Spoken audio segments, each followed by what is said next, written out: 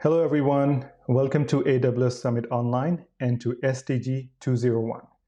In this session, we're going to talk about modernizing your workloads with serverless containers and Amazon Elastic File System, or Amazon EFS. My name is Abrar Hussain, and I'm a Principal Product Manager for Amazon EFS. I'm very excited to cover this session with you guys today, so let's get into it. From an agenda point of view, we're going to start with our customers. We are customer obsessed. We will talk about what our customers are doing and why are they modernizing their workloads. We will then cover a spectrum of services you have at your disposal for modernizing your applications. We will dive deeper into Amazon EFS to accelerate your workload modernization. We will then cover getting started items and best practices. So sit back, relax, and enjoy the session. Starting with our customers. There are 5 main reasons we continue to see customers migrating their applications and data to the AWS cloud. Agility, cost savings, elasticity, ability to innovate faster, and ability to deploy globally. As our customers move to AWS cloud, we see 2 major trends when it comes to what our customers are doing. Number 1, lift and shift. They are migrating their applications and storage from on-premises to AWS by lifting and shifting business-critical applications and data. Number 2, they're converting their existing applications that are running on-premises or on EC2 instances in the AWS cloud to run on microservices like containers and serverless. Customers are also building brand new cloud-native applications with containers and serverless. So the question remains, why are they modernizing? There are 3 main reasons why modernizing workloads is beneficial for our customers. The first one is increased agility and scalability. As you know, most applications have peaks and valleys of usage. Customers are modernizing their workloads to use elastic services like Elastic Container Service, Elastic Kubernetes Service, or Elastic File System, which allows them to elastically scale up and down their resource consumption and increase their agility towards changing business needs. The second one is faster time to market. Companies that adopt modern containers and serverless services build their application development processes around them. This allows them to drastically decrease the development and deployment time, helping them in launching their products to the market faster. And then the third one is improved reliability and lower cost. Companies running their applications on premises typically have to pay way more infrastructure than what they use. There are 2 reasons for this. First, they often dedicate servers to their applications for security or other isolation reasons, with most of the servers being underutilized. Second, they have to provision compute and storage ahead of time based on a forecast, which usually means it sits underutilized for a long time. By modernizing their workloads to use elastic services, customers pay only for what they use and lower the total cost of ownership. So let's look at the spectrum of services AWS offers to its customers to help them modernize their applications. For many customers, the first decision when it comes to application architecture is compute. AWS offers a spectrum of compute services for application modernization based on what customers want to manage. This includes Amazon EC2, Amazon ECS, Amazon EKS, AWS Fargate, and AWS Lambda. You can start at the very bottom with EC2 and have access to all the knobs you want to manage, or you could go completely serverless with Lambda, where you're focusing just on your application and AWS manages everything else for you. So the layers of abstractions available to you with AWS are super empowering because your teams have a choice to pick the layer of abstraction that they're most comfortable with. And depending on your selection, AWS provides you with the necessary tools, services, and APIs to help you build your applications.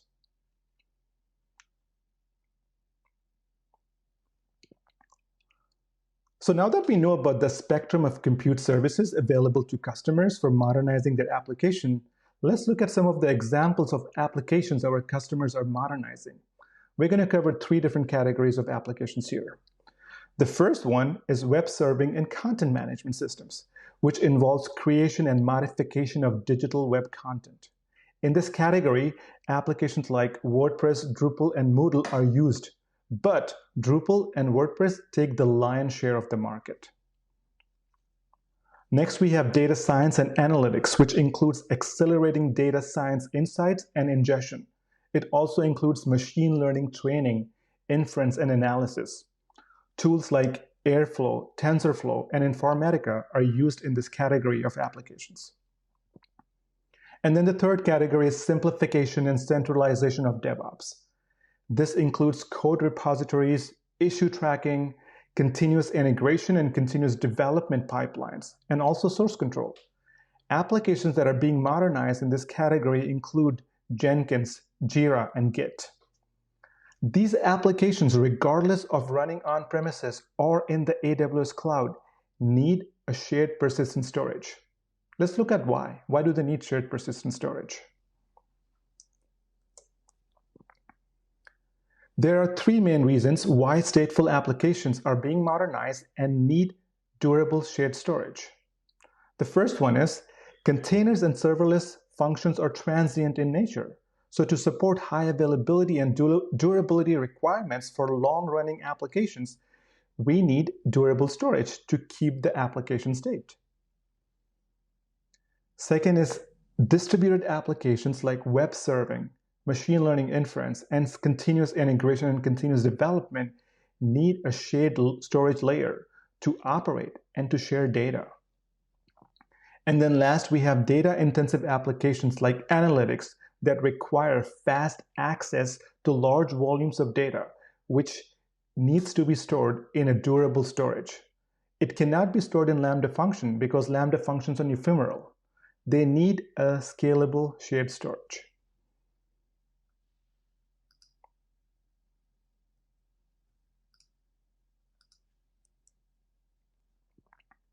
So these applications need a shared storage like Amazon Elastic File System or Amazon EFS. Let's talk about what exactly Amazon EFS is and why is it a good choice for addressing the storage requirements of stateful applications that are being modernized.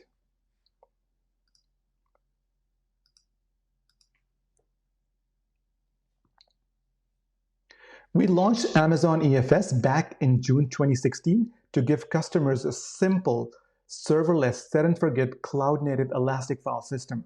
You can get up and running in just seconds in as little as 2 clicks and have petabyte-scale Elastic storage that is trivially easy to use. EFS provides the capabilities and integrations you need to confidently run traditional and business-critical applications needing shared file storage in the cloud. Let's talk about some of the benefits of EFS. EFS is serverless. You don't need to provision or manage any infrastructure or capacity. As your workload scales up, so does your file system, automatically accommodating any additional storage or connection capacity your application needs. EFS provides full AWS integration. EFS file systems support up to tens of thousands of concurrent clients, no matter the type. This could be traditional EC2 instances, containers, or serverless functions. EFS is elastic, automatically scaling up or down as you add or remove files, and you only pay for what you use. Your performance also automatically scales with your capacity, which, by the way, EFS file systems can scale to petabytes. EFS is also highly available and is designed for 11 nines of durability. It is highly durable. We offer 4 nines of availability, SLA, and we are designed for 11 nines of data durability. To achieve these levels of durability and availability, all files and directories are redundantly stored within and across multiple availability zones, or AZs. Standard EFS file systems can withstand the full loss of a single availability zone, while still providing the same quality of service in the other AZs. Now, in terms of performance, EFS file systems provide low, consistent, we're talking about single-digit millisecond range latencies here. EFS file systems provide low, consistent latencies and can scale to tens of gigabytes of throughputs and up to 500,000 plus IOPS. And finally, EFS storage classes provide you with automatic cost optimization and help you achieve the optimal price-performance blend for your workloads. With our native lifecycle management capability, files that you're not using frequently will be automatically moved from the standard storage classes to the lower cost infrequent access storage classes, completely transparent to your application, running in the same namespace of your file system.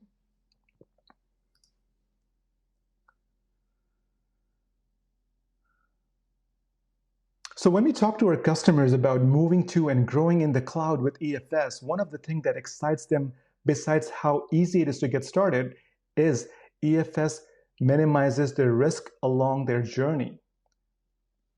EFS is there in every step of the way, and it gives customers an easy way to modernize their stack at their own pace. It is super easy to lift and shift your application onto EFS with minimal disruption. If you're already running applications backed by network storage today, EFS provides the same type of interface that your applications, developers, and users are accustomed to. So you can just simply lift and shift your applications. EFS is highly integrated. EFS file systems can be shared up to tens of thousands of concurrent clients, and no matter the type. This could be traditional EC2 instances, containers running in your own self-managed clusters, or in one of the AWS container services like ECS or EKS and AWS Fargate. Or they could be serverless functions running in AWS Lambda. Customers also use EFS with AWS machine learning platform, the Amazon SageMaker. So you can access your EFS file system from on-premises as well via AWS Direct Connect and AWS VPN. And since EFS is highly integrated, you can modernize your applications on your own schedule while gaining immediate benefits from running in the AWS cloud. Once modernized, running on a fully managed Elastic Cloud infrastructure results in further development and operational efficiency, which enables you to build and deliver more features and capabilities to your customers in a shorter amount of time.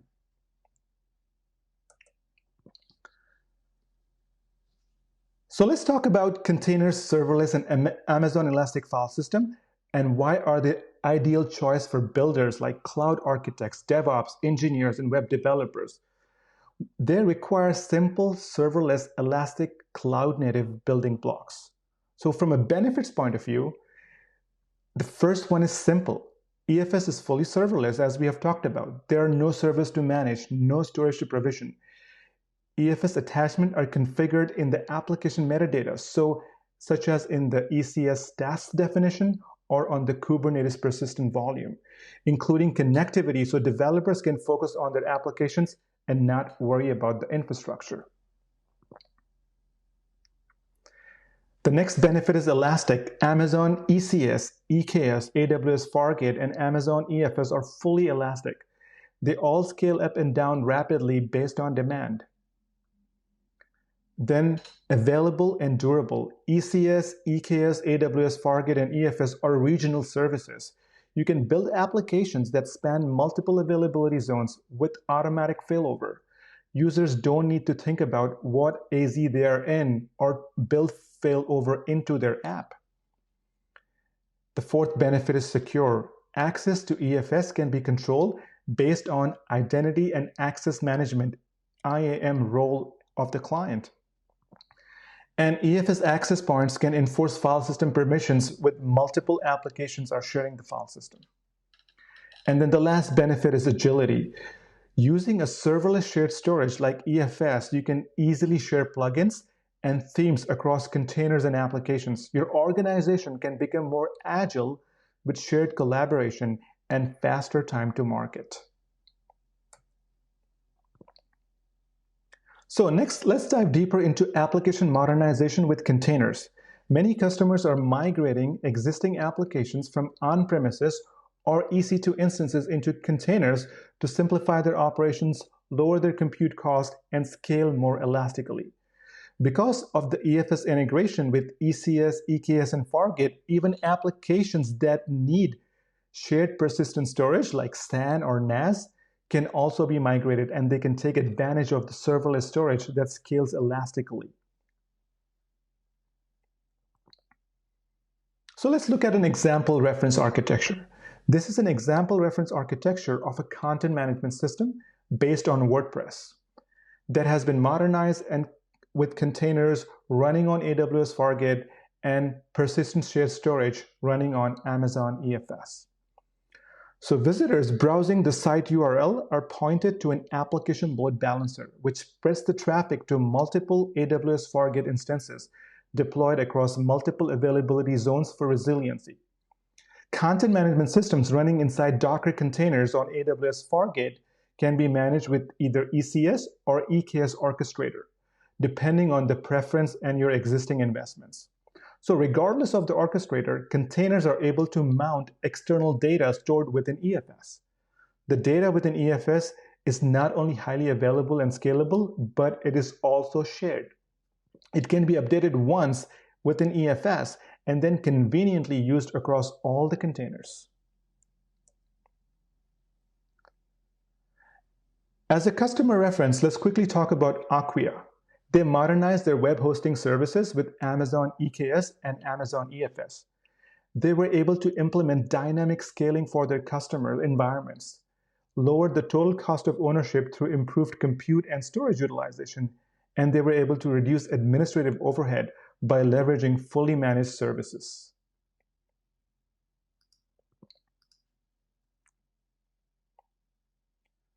Next, dive a little bit deeper into application modernization with AWS Lambda. Now, customers are migrating their existing applications from on-premises or EC2 instances directly into AWS Lambda to simplify their operations and lower their compute cost. And because of EFS integration with AWS Lambda, even applications that need persistent storage, like SAN or NAS, can also be migrated.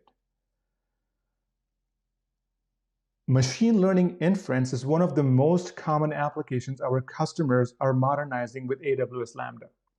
Now, inference is the real-time part of machine learning. Once you use historical data to build a machine learning model, you want to use that model to classify or predict new users or events, and that is called inference. Lambda is very attractive for inference use cases because it's completely elastic, which means you're not paying anything if you're not serving any predictions. And when you're predicting things, you're only paying per prediction. The problem historically is deploying an application that does machine learning inference requires a lot of storage. Storage to hold the machine learning model file, storage to hold the code that interprets the model, and it is often too much for a Lambda function to handle. So with EFS, there is no size limit. So customers can use Lambda for inference, for machine learning inference, and continue to store their data on EFS.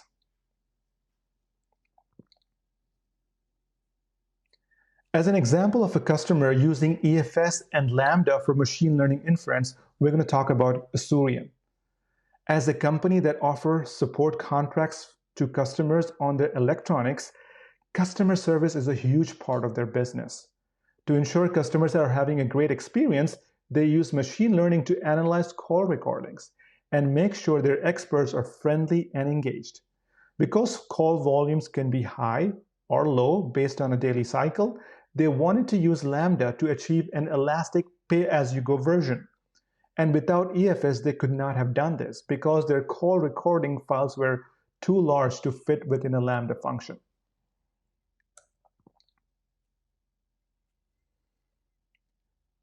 Okay, so in the last section of this session, we will talk to you about how to get started with modernizing your applications and discuss some of the best practices. We're going to cover a wide spectrum of topics, including security and how you can attach your EFS file systems to your applications running on containers and serverless functions. We're going to talk about performance optimization options, cost optimization options, and of course, we're going to talk about data protection. So let's start with security. There are really two fundamental goals in terms of identity and privacy when applications are accessing shared storage. First, the storage needs to be accessible from a certain set of clients. And second, those clients need to present the proper credentials and permissions to access the specific pieces of data.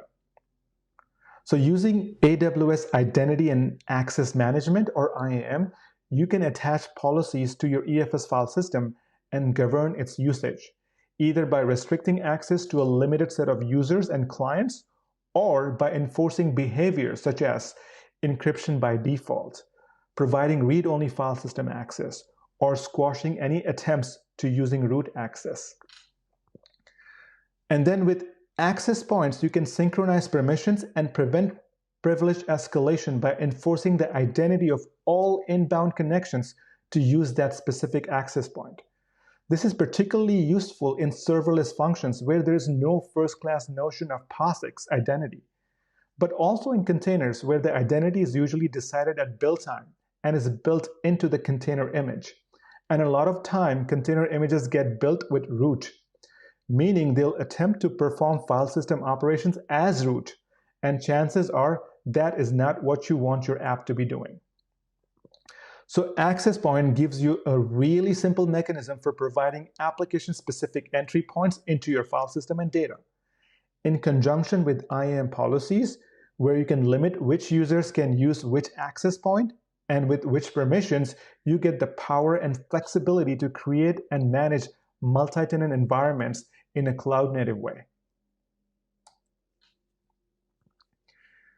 Now that we have talked about security, let's talk about how we can attach EFS file systems to your containerized applications. Let's start with Amazon ECS.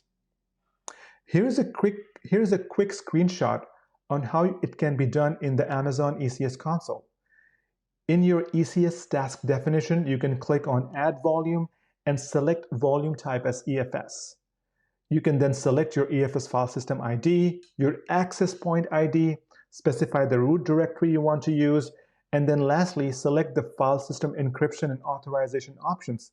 And that is it. This is how you can simply attach your EFS file systems to your ECS task definition.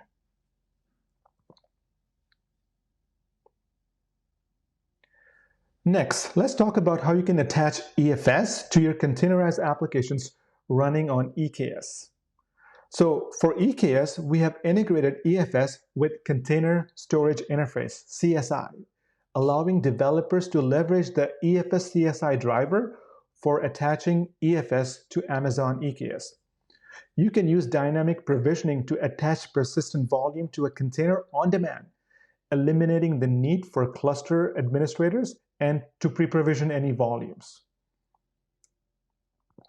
So step one is for the user launching a Kubernetes application to create a persistent volume claim.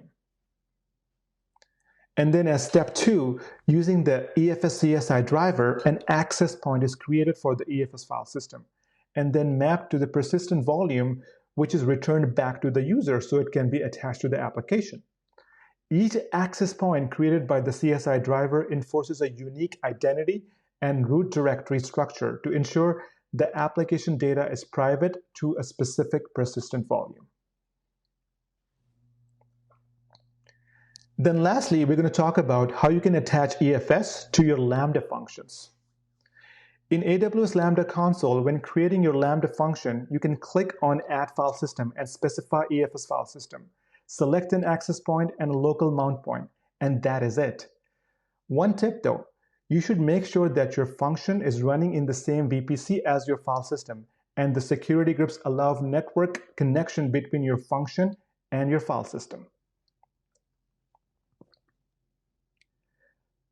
Next, let's quickly go over how EFS is evolving to meet the rising performance needs for our customers. In 2020, we improved EFS performance in 3 areas. First, we increased read IOPS limits in general purpose file system 5 times from 7,000 IOPS to 35,000 IOPS. Then we doubled the per client throughput from 250 megs per second to 500 megabytes per second.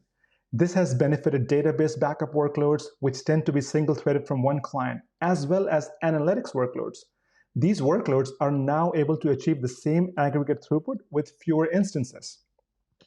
Increasing EFS per client throughput also helps customers save money on their compute cost by up to 50%, since the same unit of compute can now drive twice as much as performance.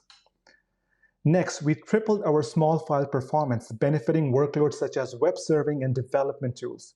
In particular, Git clone on Linux kernel can now run 3x faster than it did in early 2020. We're going to take a look at a chart shortly. And in 2021, we launched 3x read throughput increase. The increased read throughput allows real-time applications like machine learning inference to handle 3x more concurrent requests. Here is a chart that shows the benchmark of 3x small file performance improvements we completed in end of year 2020. In this chart, you can see that Git clone, a latency-sensitive application, now performs 3x faster. So talking about performance, Amazon EFS has two different performance modes that you can choose from. You can choose from general purpose performance mode, which is recommended for a vast majority of use cases. It is your best choice for new apps because it has lower latencies and a snappier experience. If you have analytics applications with wide scale-out requirements, you may choose to go with Max I/O to optimize for high IOPS. General purpose performance mode file systems have the lowest latencies for file operations, but they come at a 35,000 read IOPS limits and a 7,000 write IOPS limits. With Max I/O performance mode, you virtually have unlimited ability to scale out throughput and IOPS up to 500,000 plus IOPS. But this comes at a slightly higher latencies per file system operation as compared to general purpose performance mode file systems. Let's quickly talk about some of the best practices when it comes to performance. So as you test your application with Amazon EFS, we recommend that you start with general purpose performance modes. Next, make sure that you give yourself enough throughput for your applications. EFS file system throughput scales with the amount of data that you have stored in the file system. So if your file system is small, then you may not have enough throughput. So the best way to overcome this is to provision throughput. Provision the amount of throughput that you require. And then last, make sure that you're monitoring both throughput and IOPS. We provide some sample dashboards that show you where you are in relation to the throughput and IOPS so you can make your adjustments. Next, we're going to discuss cost optimization. For automatic cost optimization, you can enable lifecycle management. If you're creating a file system from the from the EFS console, it is automatically enabled for you. Lifecycle management helps you achieve an optimal price and performance blend for your workloads. As we mentioned earlier, with lifecycle management, files that you're not accessing frequently will be automatically moved from standard storage classes to lower cost infrequent access storage classes. And this is completely transparent to the users and applications. So there's a generally accepted industry estimate that 80% of the data is not accessed frequently. We have actually analyzed our own usage data that we have gathered over the 5+ years of operation and validated this estimate. So using that 80-20 rule, your effective price is just 4.3 cents and 8 cents per gigabyte month for one zone and standard storage classes. We actually have customers that store over 90% of their file system data in IS storage, which means their storage cost is even lesser than what we're showing here.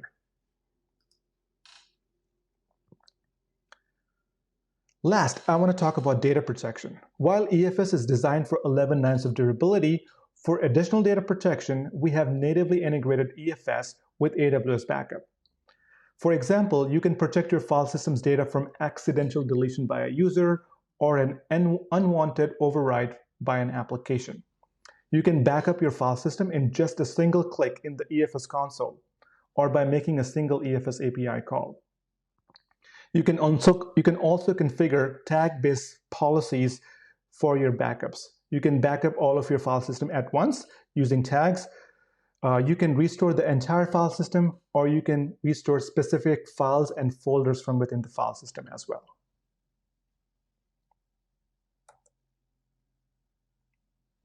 So as we approach towards the end of the session, I do want to remind you that you joined AWS Summit to learn, and you can continue learning beyond the summit with resources from AWS training and certification for AWS storage services. For more information, visit aws.training/storage. Thank you so much for joining the session today, and please enjoy modernizing your workloads with ECS, EKS, AWS Fargate, and Amazon EFS. And I would love to have you take a quick survey. Take a couple minutes to please complete the survey at the end. Thank you so much.